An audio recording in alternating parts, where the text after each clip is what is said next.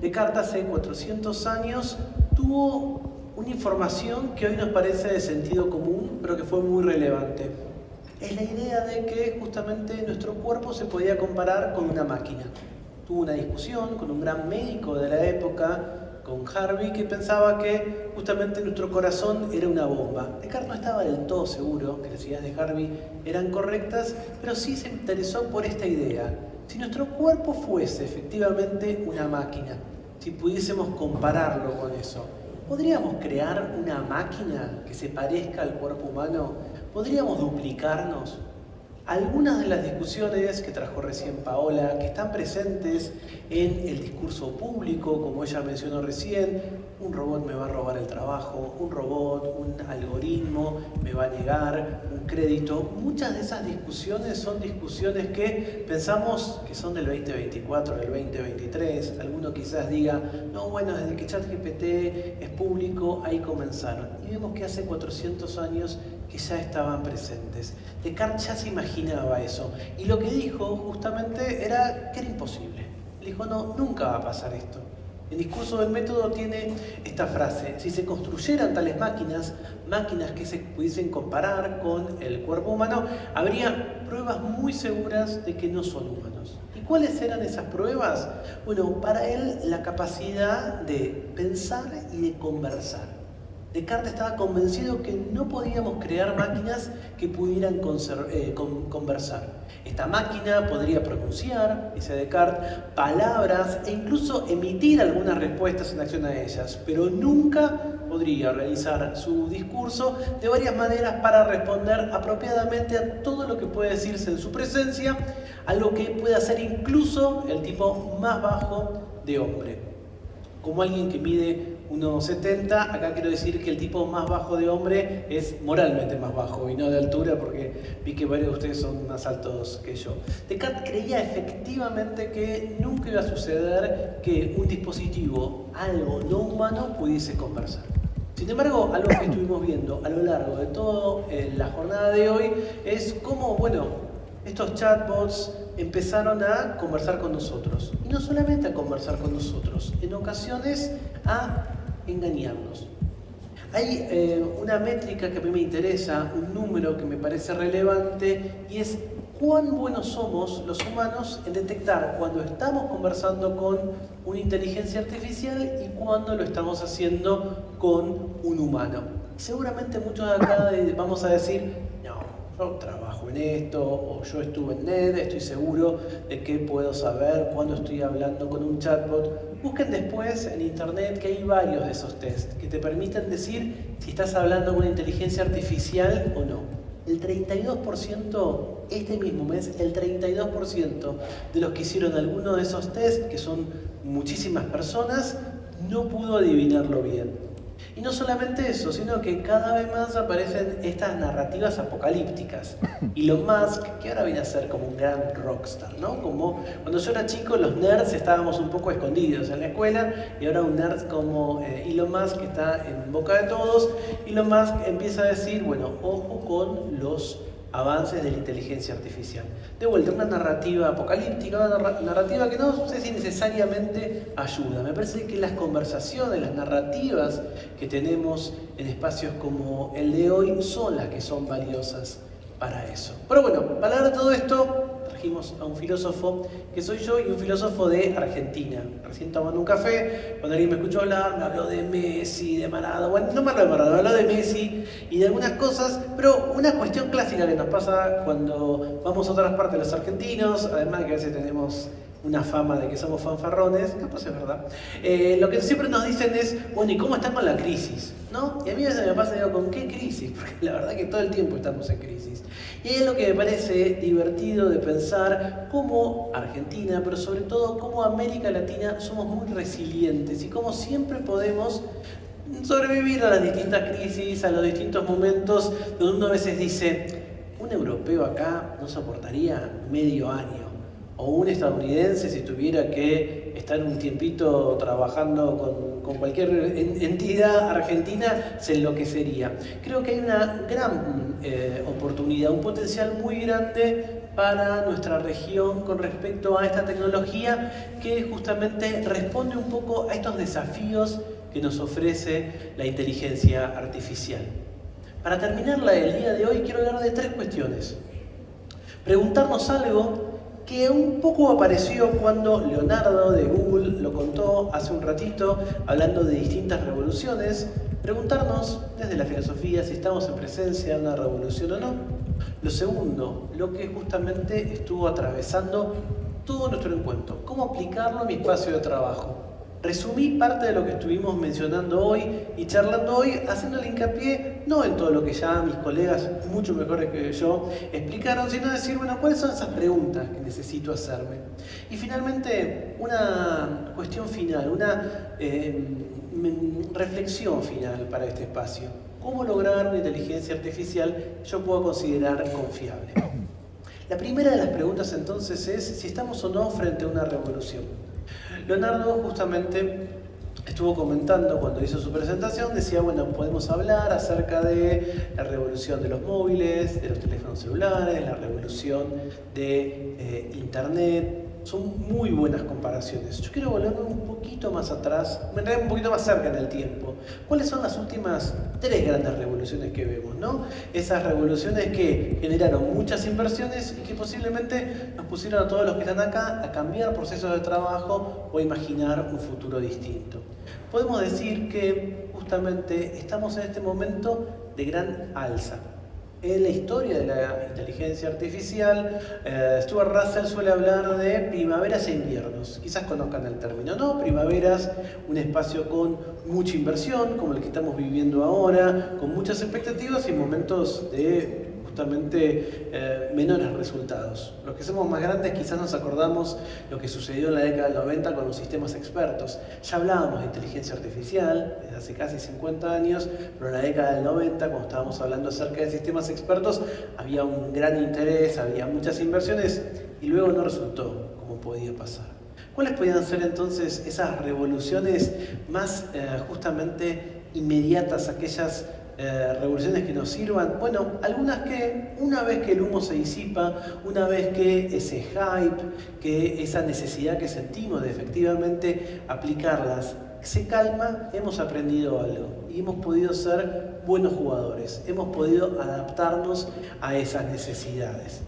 A mí se me ocurrieron 3 revoluciones de hace muy poquito, de antes de ayer diríamos, de comienzos de semana. Las criptomonedas, el metaverso y la inteligencia artificial. ¿Por qué considero que la inteligencia artificial es una revolución distinta de estas promesas que hubo? ¿Y por qué me parece que tenemos que prestarle mayor atención? Cuando hablamos de criptomonedas, para muchos de los que estamos acá, como les decía, podemos considerarnos nerds o de alguna manera trabajamos en estos ámbitos. Bueno, pasaron 10 años entre que yo empecé a escuchar sobre Bitcoin y mi mamá empezó a hablar de Bitcoin, o empezó a entender de alguna manera lo que podía ser una criptomoneda. De vuelta, el potencial de América Latina, que a pesar de sus crisis, que a pesar de sus desafíos, rápidamente fue donde se generaron algunos de los ecosistemas más interesantes. Pero de vuelta, pasó mucho tiempo. Podemos hablar del metaverso, una tecnología que prometía una revolución hasta hace 1 año y medio, 2 años atrás. ¿Cuál era el inconveniente? Bueno, no solamente que no estaba tecnológicamente preparado, lo sigue sin estar, aunque esta semana, ¿no?, las gafas que presentó Mark Zuckerberg de Meta nos acercaron un poquito a un futuro más interesante, pero bueno, no teníamos ni la madurez dentro del ecosistema de la tecnología y tampoco eran muy costosos, ¿no? Estaban un hardware de entrada muy caro. Nos encontramos entonces con esta tercera revolución, que como les dije, es distinta, es muy grande. ¿Qué tiene de diferente? 3 motivos que me parecen interesantes. Por un lado, es una tecnología ubicua. Ubicua en filosofía lo usamos para decir algo que está presente en todos lados. Y la verdad es que, como quedó claro a lo largo de toda la jornada de hoy, no solamente hablamos de inteligencia artificial con los chatbots o con los modelos de lenguaje masivo, con los LLMs. También hablamos acerca de cómo eso impacta en los procesos, cómo eso impacta en esas características que nos estuvo presentando Tomás, mi mi tocayo chileno, que hizo un muy buen recorrido acerca de cómo todos estos sistemas siguen utilizando esta tecnología de inteligencia artificial. Entonces, primero, que es ubicua. Segundo, que es muy interesante para pensar, que es multimodal. A veces nos concentramos solo en el texto, pero también está transformando la manera en la que pensamos las imágenes, ¿no? Y ahí también tenemos a Leonardo de Gaulle, que nos estuvo mostrando un montón de imágenes de su presentación hechas con inteligencia artificial. Y por último, que realmente está disponible a muchísimas personas. No para todas, por supuesto, estamos muchos de nosotros empezando a hacer este recorrido, pero potencialmente tiene justamente la posibilidad de ser algo bastante innovador e interesante. ¿Cómo aplicarla entonces a partir de todo lo que estuvimos viendo en nuestros espacios de trabajo? ¿Cuáles son esos pasos? Recién Paola lo estuvo mencionando muy bien. Voy a hacer un recap de eso con algunas variantes para que lo pensemos de una cuestión más filosófica, un abordaje un poquito más reflexivo.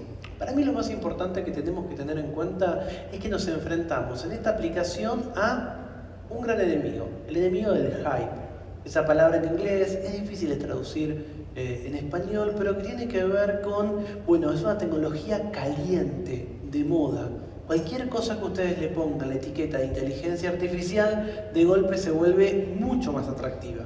Hace poquito en la Argentina empezaron a vender un cepillo de dientes para lavarse los dientes con inteligencia artificial. No hacía mucho, simplemente registraba los datos y después ibas a una app y te mostraba tus hábitos. No es tan distinto de acordarse de cepillarse el diente todos los días o de hacerlo de determinada manera. Pero es tan potente la etiqueta de inteligencia artificial que vemos que tenemos que aplicarla por todos lados.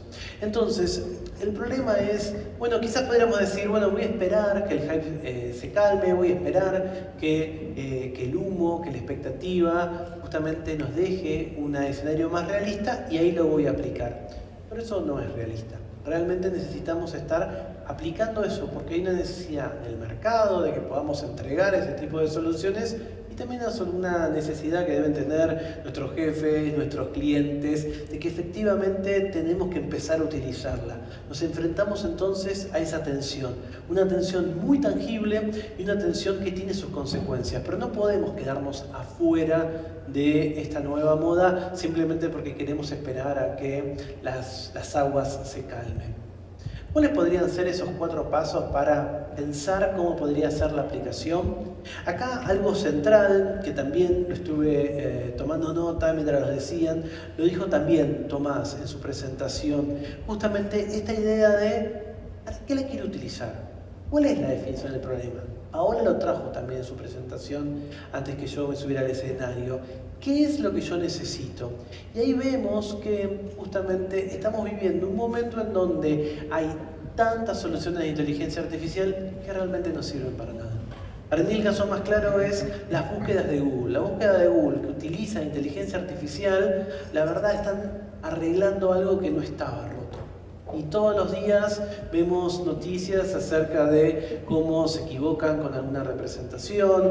Hay algo que es, por ejemplo, para el mundo de las artes muy complejo. Si ahora empezamos a buscar obras de arte muy conocidas, incluso la Gioconda o incluso alguna obra de Miguel Ángel, vamos a ver que entre las fotos que nos da Google, da algunas fotos que son generadas por inteligencia artificial. Un mal uso de eso. Entonces, por un lado, encontrar cuál es ese problema. Por otro lado, esto que marcó Paola y que se marcó a lo largo de todos, también en la conversación que se dio antes del corte para tomar un café. Tengo que formar a mi equipo. Por más que su compañía o organización se dedique a la tecnología, hay que formarlos para eso. Hay muchos informes, muchos números que muestran que nos da vergüenza decir que no sabemos sobre inteligencia artificial. No quiero mostrarme como alguien en mi espacio de trabajo inseguro con esta herramienta. Siento que si yo digo que no sé utilizar estos dispositivos, voy a quedar obsoleto o voy a dar una mala imagen para mi empleabilidad. Entonces, frente a eso no puedo confiar en solamente cómo me lo presentan mis empleados. Tengo que yo activamente formarlos. Hay algo que también dijo Víctor de Globant en el panel anterior que es interesante y es, bueno, cuán diferente es la cantidad de personas que están utilizando inteligencia artificial y cuánto la están utilizando con las herramientas de la compañía. Eso también es interesante, se nos está escapando eso. Estamos dejando que nuestra información, tal como nos decía Paola, que este entrenamiento se nos escape frente a eso. Y quizás lo más interesante o lo más relevante que me gustaría que les quede de este espacio, de este cierre, de esta jornada, es hacernos una pregunta clave, una pregunta profunda, una pregunta que van a decir, es muy sencilla de responder, pero como toda pregunta filosófica tiene su misterio. Y es justamente decir, ok, tengo esta tarea, tengo este trabajo que puedo hacer con inteligencia artificial. La pregunta es, ¿debería hacerlo con inteligencia artificial? Y eso creo que es lo que nos debería guiar. Es decir, ¿tiene sentido que yo aplique a esto? Más y más va creciendo. Esta semana fue definitivamente una semana en donde el tema se empezó a estar en agenda en los Estados Unidos, el impacto ambiental de la inteligencia artificial, el impacto ambiental que tiene este tipo de procesamientos. Entonces, frente a la pregunta de si puedo hacerlo con inteligencia artificial, preguntarnos si tiene sentido. Si tiene sentido a la hora de justamente armar esa pregunta y saber para qué, y para también la pregunta de decir, bueno, ¿hay algo que yo tenga que solucionar que esté roto o no está roto? ¿O cuál es el costo que tengo? Que puede ser un costo también vinculado con lo ambiental. Y por último, para reforzar el segundo punto, seguir acompañando a mi equipo. Es decir, no pensar que porque apliqué una solución de inteligencia artificial, la tarea ya está realizada. El día de hoy fue justamente clave para mostrarnos cómo necesitamos acompañar esto que es un nuevo proceso que se suma a otros procesos que estamos viendo. Me gustaría entonces terminar el encuentro de hoy hablando sobre cómo podríamos lograr una inteligencia artificial confiable. Ahora nos trajo muy buenos tips, muy buenos insights acerca de cómo efectivamente, tal como ella dijo, más y más se va a ir pidiendo que tengamos garantías éticas del uso de la inteligencia artificial en nuestras distintas organizaciones. Lo primero que me parece clave, que también apareció hoy, es, bueno, que quede claro cuando estás hablando con una inteligencia artificial y cuando no. Es decir, volver a Descartes y decir, ¿me estoy efectivamente hablando con alguien de atención al cliente que es una persona o es un bot? Y eso tiene que ser muy claro. Me parece que acá tenemos varios inconvenientes. En el video que mostraba Leonardo de Google acerca de cómo se pedía un préstamo para una casa, ¿se acuerdan de ese video que vimos antes del corte? Eso no sucedía. La persona que estaba haciendo el pedido no sabía que estaba hablando con inteligencia artificial. Eso para mí es un uso incorrecto, es un uso no ético. Tiene que quedar claro cuando yo estoy conociendo a una persona humana y cuando lo estoy haciendo con un agente de inteligencia artificial. Los números indican que las personas estamos valorando mucho más que se resuelva rápido el conflicto si es claro con quién lo estamos haciendo. Si no, tal como mencionó Paola al comenzar, lo primero que le digo a ese chatbot es pasame con un humano. No quiero hablar con vos, pasame con un humano. Entonces, que sea claro con quién quiero hablar. Por otro lado, esto que estuvimos también mencionando, entrenarlo con datos que sean justamente de calidad, que estén bien etiquetados, que traten de mitigar los sesgos y que se lo hagan de manera responsable. Eso, por supuesto, insume tiempo y recursos. Es costoso entrenar bien, pero al final del día es lo que necesitamos para que estos dispositivos funcionen bien, para que estas herramientas nos puedan efectivamente ayudar. Y luego, algo clave, algo de vuelta, tan sencillo que resulta difícil. Poder saber cuándo la inteligencia artificial encontró su límite. Es muy difícil que encontremos procesos en donde estén completamente automatizados. El human in the loop, el humano que está dentro de ese bucle, tiene que también tener claro cuándo tiene que entrar. Hay una startup uruguaya con la que yo trabajo que me gusta mucho, se llama Helpia, que justamente trata de utilizar inteligencia artificial para la atención al cliente y se basa en esto, inteligencia artificial para la respuesta 24/7 de lo inmediato, pero ni bien se empieza a complicar esa conversación o empiezan a haber distintos matices, pasarlo a un humano. La satisfacción es completa, porque te da la respuesta rápida que necesitas de la inteligencia artificial y la empatía que seguimos buscando de ese trato personalizado, es decir, tratar de tener lo mejor de ambos mundos. Para concluir, algunas ideas que creo que también van a reflejar lo que estuvimos analizando y aprendiendo a lo largo de este primer día. Por un lado, entender que el momento que estamos viviendo tiene características únicas y eso a veces da ansiedad. Es muy raro que tengamos una tecnología como esta, con tanto potencial, que de golpe estamos explorando cómo hacerlo. Quizás en el NET del año que viene o el del otro, recordemos el de 2024, diciendo, che, pensábamos que podíamos hacer de todo, o cómo nos equivocamos al hacer eso. Pero eso es el precio que tenemos que pagar por vivir este momento único. Un momento en donde podemos ser los primeros y los que puedan entender y marcar la diferencia con esta tecnología. Tal como estuvo mencionando también Víctor de Globan, lo anoté porque me gustó mucho, recordar que entender la tecnología, y eso lo enseña la filosofía de la inteligencia artificial y de la tecnología, entender una tecnología es entender también a la sociedad que la aplica. No podemos entender a la tecnología en el vacío. Entonces también demos respuesta a estas inquietudes que genera, a estos temores que pueden infundir, pero también a la necesidad que sentimos de nuestros clientes y nuestros jefes de aplicarla. Tenemos que también ser sinceros en convivir con esta tensión. Por supuesto que no es la primera revolución que hemos vivido. Podemos pensar, como nos señalaba Leonardo, acerca del teléfono celular, de internet. Los que tenemos más de 40 nos cansamos de vivir revoluciones y nos quedan todavía capaz revivir algunas revoluciones más. Pero es cierto que si vemos para atrás tenemos que entender las lecciones del pasado. Quizás algunos de nosotros fuimos los que no creímos que internet iba a despegar tanto, o tal vez pensamos que las criptomonedas iban a ser lo mejor y nos metimos con todo eso y sufrimos un crash. Entender cuáles son esas lecciones que hemos tenido. Y por supuesto que hay cosas sobredimensionadas y por supuesto que nos vamos a equivocar y que tal vez estamos poniendo demasiadas expectativas o hay demasiadas inversiones que tal vez no estén justificadas. Pero no hay duda que el potencial es enorme. Es un tipo de apuesta muy interesante porque puede efectivamente aumentar nuestra productividad y puede justamente eliminar ciertas tareas que son rutinarias, pesadas de los humanos y transformarlas en algo más creativo. Eso no viene solo y eso siempre tiene un precio. Entonces, acompañar los procesos de transformación laborales, pero entender ese potencial que tiene.